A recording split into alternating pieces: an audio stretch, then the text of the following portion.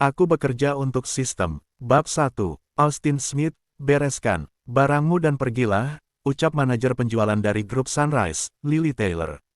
Aku dipecat. Austin tertegun sejenak. Aku bekerja dengan baik, kenapa malah dipecat? Perusahaan merasa bahwa kamu tidak cocok lagi untuk menjalankan pekerjaan ini, jadi mereka tidak membutuhkanmu lagi. Austin adalah seorang staf di departemen penjualan grup Sunrise. Semenjak mulai bekerja dia belum pernah mengambil cuti sehari pun selama lebih dari setengah tahun ini. Lantaran bekerja begitu giat, awalnya dia mengira bahwa dirinya mungkin bisa mendapatkan promosi dan kenaikan gaji. Tidak disangka, hari ini dia malah dipecat. Bu Lily, bukannya kamu sudah keterlaluan. Hanya karena biasanya aku tidak memberimu hadiah, jadi kamu memecatkanku tanpa alasan. Bukannya kamu bersikap tidak logis, ucap Austin yang mencoba membela diri. Kamu ingin membahas kelogisan, apa kamu berhak membahasnya denganku? Aku masih harus menghadiri pertemuan lagi nanti. Sana cepat pergi, jangan buang-buang waktuku lagi. Lily melambaikan tangan dengan tidak sabaran, lalu pergi sambil membawa berkas di tangannya. Di kantor, kini hanya tersisa Austin seorang diri. Sekarang, dia sudah kehilangan pekerjaan. Kedepannya, untuk memenuhi kebutuhan pokok pun akan menjadi masalah. Sialan, umpat Austin, untungnya, aku punya mobil tua, sebuah mobil dengan merek kancil. Kalau bekerja sebagai sopir Uber, seharusnya tidak akan mati kelaparan. Ting, sistem pengalaman profesional penuh waktu diaktifkan, akan membuka secara acak pekerjaan baru setiap minggu. Dengan menyelesaikan misi bawaan sistem, Anda akan mendapatkan hadiah akhir yang membantu Anda menjadi bos. Global, pengalaman profesi, sopir Uber. Tingkat penyelesaian profesi, 0% dalam waktu 1 minggu. Jika tingkat penyelesaian profesi mencapai lebih dari 90%, Anda dapat memulai profesi baru lebih awal. Jika mencapai 100%, Anda dapat menerima hadiah misterius yang besar. Mohon Tuan untuk menerima paket hadiah pendaftaran sopir Uber senilai 20 miliar. Hak penuh atas pengendalian Hotel Peninsula. Pagani Zonda senilai 56 miliar sebagai hadiah. Buset, melihat petunjuk dalam pikirannya, Austin merasa sangat bingung. Biasanya dia adalah penggemar setia novel online, tentu saja dia tahu apa itu sistem, tetapi tak disangka dia malah mendapatkan sistem. Sistem? Jika dalam waktu 1 minggu, tingkat penyelesaian tidak mencapai 100%, apa yang harus dilakukan? Tuan dapat memilih untuk memulai profesi baru atau melanjutkan profesi saat ini, hingga mencapai keberhasilan 100%, lalu secara otomatis akan memulai profesi baru. Melalui penjelasan sistem, Austin telah memahami fungsi sistem. Secara keseluruhan, sistem ini memiliki tingkat kebebasan yang tinggi. Pada dasarnya, Austin bisa mengendalikan semuanya sendiri. Ini akan sangat mantap. Terima. Austin tidak ragu-ragu. Ting, 20 miliar telah ditransfer ke rekening Tuan. Tuan perlu mengeklaim Hotel Peninsula di tempat. Kurung siku tutup. Mobil Pagani Zonda diparkir di area parkir C Group Sunrise nomor 22. Kunci mobilnya bisa Anda temukan di ruang lift. Kurung siku tutup. Saat itu juga, ponsel di tangan Austin menerima sebuah pesan. Singkat, nomor rekening tabungan Anda yang berakhiran 4255, pada tanggal 27 April pukul 9.48, telah menerima uang sebesar 20 miliar rupiah dengan saldo rekening sekarang sebesar Rp20.202.30. Bank Sentral, Asia. Sementara itu, sebuah pesan pendek juga diterima, "Selamat, Anda telah berhasil mendaftar sebagai sopir Uber." Setelah menarik napas dalam, Austin pun menenangkan diri. Dia bahkan sudah mendapatkan sistem, tentu tidak membutuhkan pekerjaan buruk ini lagi. Menegangkan, ring, ring, ring. Pada saat itu, ponsel Austin berbunyi, itu adalah telepon dari pacarnya, Sharon Luell. "Austin, kita putus saja. Kamu tidak perlu datang ke pesta ulang tahunku dan jangan telepon aku lagi ke depannya." Suara acuh tak acuh dari Sharon membuat Austin terkejut. "Apakah kamu benar-benar serius?" "Tentu saja, kita sudah jadian selama bertahun-tahun. Apa yang pernah kamu belikan untukku? Kamu bahkan tidak mampu membelikan aku ponsel yang bagus. Aku tidak ingin membuang-buang masa mudaku denganmu lagi. Apa kamu yakin tidak akan menyesal?" "Hehe, menyesal. Bersamamu selama lebih dari setengah tahun adalah hal yang paling kusesali mulai sekarang, jangan hubungi aku lagi. Baiklah, mari kita berpisah. Dengan damai, Austin tidak mengatakan apa-apa lagi. Dia langsung memutuskan sambungan telepon. Tidak apa-apa putus, wanita berikutnya pasti akan lebih baik. Setelah sedikit mengumpat dalam hati, Austin pun merenggangkan pinggang. Tidak ada hal yang lebih penting lebih baik dia memeriksa mobilnya terlebih dahulu. Setelah membuat keputusan Austin segera berlari keluar dari kantor seperti orang tidak waras. Rekan kerjanya yang berada di luar hanya bisa menggelengkan kepala dengan tidak berdaya. Austin sungguh kasihan. Dia adalah orang yang baik, hanya saja terlalu jujur. Jika sering menyogok Bu Lily biasanya, dia tentu tidak akan terlibat dalam banyak masalah. Sangat kasihan. Saat sampai di lift, ada tas kurir di dalamnya. Tanpa berbasa-basi, Austin langsung membukanya dan ternyata di dalamnya adalah kunci mobil Pagani. Setelah sampai di garasi bawah tanah, Austin langsung berlari menuju ke area C nomor 22.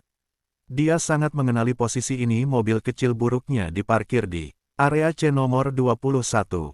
Apa ada yang salah? Kenapa tidak bisa dinyalakan? Di depan Austin, berdiri seorang wanita yang mengenakan gaun berwarna krem, dengan riasan yang indah. Hidungnya mancung dan kaki panjangnya ramping. Dia juga mengenakan stoking hitam dan sepatu hak tinggi. Dengan sosok yang padat dan berisi, wanita itu begitu sempurna hingga orang tidak bisa memalingkan tatapannya. Tanda hubung. Bu Jen. Melihat sosok di depan, Austin pun mencoba bertanya dengan ragu-ragu. Lantaran masalah sudut pandang, Austin tidak bisa melihat dengan jelas siapa orangnya, tetapi dia mengenali mobil tersebut. Di seluruh perusahaan, hanya Jen yang memiliki Maserati. Orang yang disebut sebagai Bu Jen ini bernama Jen Brown. Dia adalah presidir grup Sunrise. Mendengar seseorang menyebut namanya, Jen pun merapikan rambutnya dan melempar pandangan ke Austin. Apakah kamu Austin dari Departemen Penjualan? Apakah Bu Jen masih mengingatku? Austin hanyalah seorang staf biasa yang tidak terkenal dan memiliki profil yang rendah. Sebagai presidir yang berkuasa, bisa-bisanya dia masih mengingat Austin. Ini amat mengejutkan. Aku pernah bertemu denganmu sekali, jadi masih ada sedikit kesan. Jen tidak akan mengakui bahwa dia memiliki sedikit kesan padanya karena penampilan Austin yang memukau. Bu Jen, apakah ada masalah dengan mobilmu? Tanya Austin. Jen mengangguk setuju, lalu berkata dengan sedikit panik, saat aku mengendarai di siang hari semuanya baik-baik saja. Entah apa yang terjadi, sekarang malah ada masalah. Aku tidak ahli dalam memperbaiki mobil, tapi kalau Bu Jen memiliki urusan mendesak, kamu bisa menumpang mobilku. Alis Jen sedikit mengernyit, lalu akhirnya dia mengangguk setuju. Aku perlu pergi ke Dinas Perumahan dan Pemukiman untuk bertemu dengan pemimpin di sana. Mohon bantuanmu untuk mengantarku kali ini. Tidak masalah, ucap Austin seraya tersenyum. Mobilku berada di area C. Bu Jen, kamu bisa ikut denganku ke sana. Baik, terima kasih. Jen tidak mengetahui bahwa Austin telah dipecat, tetapi dia tetap bersikap sopan. Pada saat ini, seseorang muncul dari belakang dua orang tersebut. Dia berkata sambil tersenyum, Jen, aku dengar mobilmu rusak. Kemanapun kamu ingin pergi, aku akan mengantarmu. Tidak perlu merepotkan orang lain. Bab 2. Saat kedua orang itu menoleh, mereka menemukan bahwa yang berbicara adalah seorang pria muda. Dia mengenakan jas santai dengan jam tangan Vacheron Constantin di tangan yang sangat mencolok. Austin masih memiliki kesan terhadap pria di depan itu. Tampaknya dia adalah tuan muda dari grup Harbor yang bernama Jeff Powell. Skala grup Harbor lebih besar daripada grup Sunrise. Selama 6 bulan terakhir ini, dia telah mengejar Jen dengan gila-gilaan, namun Jen sama sekali tidak memiliki perasaan terhadapnya. Yang membuatnya putus asa adalah pihak lain pantang menyerah dan terus mengganggunya hingga hari ini. Bagaimana kamu bisa di sini? Tanya Jen dengan suara dingin. Aku sebenarnya datang kemari untuk membahas tentang beberapa hal, tapi kebetulan mobilmu rusak. Baru-baru ini, aku membeli Lamborghini Huracan senilai lebih dari 4 miliar. Kalau butuh mobil, kamu bisa menggunakan mobilku. Maserati milik Jen tidak mahal, hanya lebih dari 2 miliar saja. Itu adalah setengah harga dari Lamborghini milik Jeff. Dia memang memiliki modal untuk pamer. Namun, Austin merasa bahwa hal ini cukup aneh. Bagaimana mungkin begitu kebetulan? Ketika mobil Jen rusak, Jeff malah langsung muncul. Mungkin dialah yang berulah di balik semua ini. Tidak apa-apa, rekanku juga punya mobil. Aku bisa naik mobilnya saja. Usai berkata demikian, Jen memberi Austin sebuah isyarat mata. Mari kita pergi. Bu Jen, aku mendengar semua yang kalian katakan tadi. Dia hanyalah staf biasa di perusahaanmu, bahkan hanya memiliki mobil buatan dalam negeri. Itu tidak mungkin bisa disamakan dengan Lamborghini milikku, kan? Memangnya kenapa kalau mobil buatan dalam negeri? Tanya Jen, yang penting aku suka. Jen tidak ingin berurusan dengan Jeff lagi, dia berjalan menuju area C bersama Austin. Begitu sampai di area C, Jen dan Jeff sama-sama terhenti, mereka terpesona oleh mobil Pagani Zonda berwarna perak tersebut. Jen sedikit bingung, ini mobil siapa? Kenapa diparkir di sini? Bagaimana mungkin dia tidak tahu jika ada orang penting yang datang? Bu Jen, mobil Pagani Zonda ini sepertinya bernilai lebih dari 56 miliar, mungkinkah ini mobil barumu? Jeff sedang berusaha mencari tahu, mobil ini cukup untuk membeli 10 Lamborghini Huracan. Jika benar-benar milik Jen, dia akan merasa agak malu.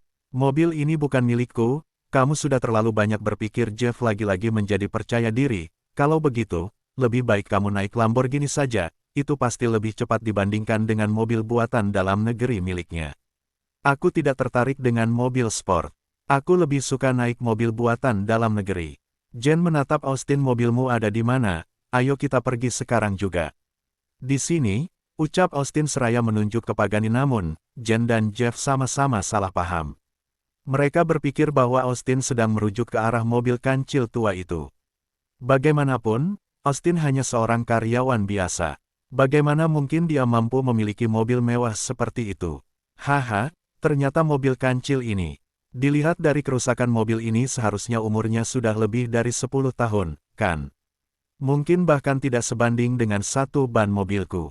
Jeff begitu senang hingga air matanya hampir menetes. Bu Jen, mengingat latar belakangmu, menurutku kamu pasti tidak pernah naik mobil sejelek ini dalam hidupmu, kan? Apa yang salah dengan kancil? Yang penting bisa berpindah tempat. Apakah Lamborghini punyamu bisa terbang di langit? Usai berkata demikian, Jen berjalan dengan sepatu hak tingginya menuju mobil butut milik Austin. Ayo, naik mobil, ucap Jen yang berdiri di posisi penumpang. Austin tidak berkata apa-apa. Dia menekan kunci mobil yang ada di sakunya. Uber, lampu mobil Pagani tampak menyala. Pintu sayap burung camar secara otomatis terbuka. Hal ini membuat Jen dan Jeff terkejut.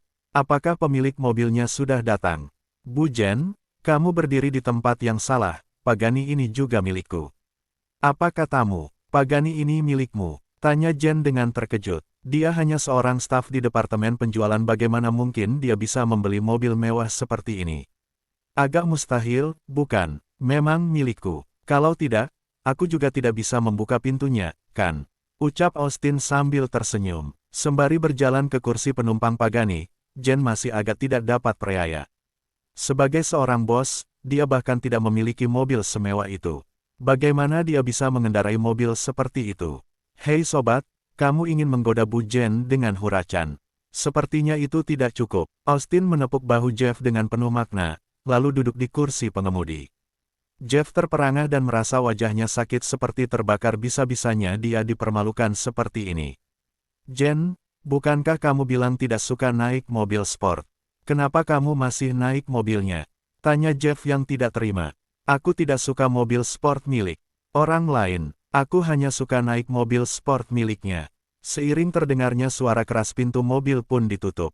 Seolah-olah Jeff lagi-lagi dipermalukan. Di dalam mobil, Austin tampak sedikit gugup. Ini adalah pertama kalinya dia mengendarai mobil sport dan masih merasa tidak nyaman. Untungnya, dia telah menonton cukup banyak video test drive mobil sport sehingga tahu cara mengendarainya. Jika tidak, dia akan malu di hadapan Jen. Austin, bukankah kamu adalah staf departemen penjualan? Bagaimana bisa kamu mengendarai mobil ini? Jen terlihat sangat bingung. Dia benar-benar tidak dapat mencerna apa yang sebenarnya terjadi. Aku hanya ingin merasakan kehidupan orang biasa, jadi datang untuk bekerja di perusahaan, tapi aku tidak menyangka bahwa aku malah dipecat tanpa alasan. Austin menghela napas dan berkata, aku tidak ingin berpura-pura lagi, sebenarnya aku adalah anak orang kaya.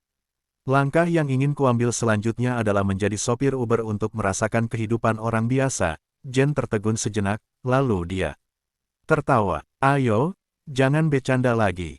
Apa kamu kira aku akan percaya? Sejujurnya, tidak ada orang yang percaya. Jadi, aku tidak akan menjelaskannya lagi. Baiklah, cepatlah mengemudi, aku masih ada urusan penting. Baiklah, jangan lupa untuk memberikan penilaian bintang 5 setelahnya, ucap Austin. Sepertinya kamu terlalu larut dalam peranmu, bahkan benar menganggap dirimu sebagai sopir Uber. Untuk apa aku menipumu, lihatlah sendiri. Austin mengeluarkan ponselnya begitu Jen melihatnya, dia langsung terkejut, benarkah dia adalah sopir Uber? Apakah Austin benar-benar adalah anak orang kaya yang ingin merasakan kehidupan orang biasa? Bukannya itu terlalu aneh, kamu benar-benar sopir Uber. Tentu, bagaimana kalau Bu Jen membuat pesanan untuk mendukungku? Kamu adalah pelanggan pertamaku. Jen berkata sambil tersenyum, sepertinya ini sebuah kehormatan bagiku. Sembari berbicara, Jen mengeluarkan ponselnya, lalu secara khusus mengunduh aplikasi Uber. Dengan bimbingan Austin, dia pun mendaftarkan akun dan melakukan pemesanan. Berdasarkan aturan pengiriman tugas terdekat, pesanan Jen langsung diambil oleh Austin. Mulai dari sini, perjalanannya sebagai sopir Uber pun dimulai. Ketika Austin menginjak pedal gas, suara gemuruhnya seperti monster dan ombak yang begitu kuat terdengar. Hal ini membuat Jen sedikit takut dan secara tanpa sadar mengikat sabuk pengaman. Austin melirik wajah Jen. Apa yang kamu lihat? Cepat. Memulai berkendara, ucap Jen dengan nada marah. Baiklah, saat mengemudi di jalan, Pagani Zonda senilai 56 miliar itu tiba-tiba menjadi pusat perhatian di jalan. Buset, ternyata itu Pagani Zonda. Konon katanya, harganya mencapai 56 miliar, loh. Lihatlah wanita di kursi penumpang itu, lebih cantik daripada mobilnya. Memang, hanya orang kaya yang pantas memiliki wanita cantik. Dengan banyak orang yang merasa iri di sepanjang jalan, kini Austin telah mengantarkan Jen sampai ke tujuan. Terima kasih telah mengantarku kemari. Sekarang Austin bukan lagi karyawannya, dia tentu harus bersikap lebih sopan. Tidak masalah, ketika kamu ingin pulang, tapi tidak ingin naik taksi, ingatlah untuk memesan Uber. Aku akan melayanimu dengan sepenuh hati. Bagaimana kalau kita berteman di WhatsApp agar lebih mudah untuk berhubungan? Tentu boleh. Dua orang itu saling menambahkan WhatsApp, lalu Austin langsung pergi dengan mobilnya. Tepat pada saat itu, suara petunjuk dari sistem bergema. Dalam pikiran Austin, ding, selamat atas penyelesaian pesanan pertama Anda, hadiah. Berupa 50.000 poin keterampilan. Tingkat penyelesaian Profase 5% hadiah 100 miliar.